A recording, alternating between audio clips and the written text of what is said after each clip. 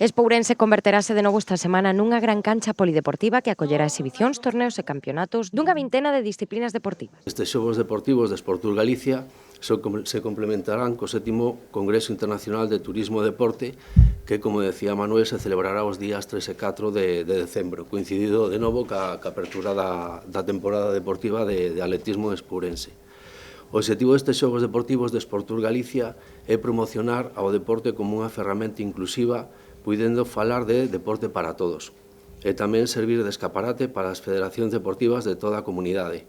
Durante 3 días, federacións, clubes e asociacións deportivos compartirán espazo en Espourense con distintas asociacións de persoas con diversidade funcional ou pertencentes a distintos colectivos sociais. Axuda a derrubar barreiras e fomentar a integración. Tamén, cada vez máis, o deporte activo como foco atractivo do punto de vista turístico é máis relevante. Temos exemplos de BTTs, de ciclismo, de escalada, de deportes náuticos. Os deportes que estarán representados nesta cita son badminton, balonmán, ciclismo, esgrima, fútbol sala, hóquei, orientación, patinaxe, rollercross, promoción do COP, remo indoor, tai chi, tenis pickleball, voleibol e cachibol, ademais de buxo e xadrez. Se tocan varios puntos importantes relacionados co deporte, como son a promoción, a formación e incluso pois unha parte da competición que desarrollamos na provincia.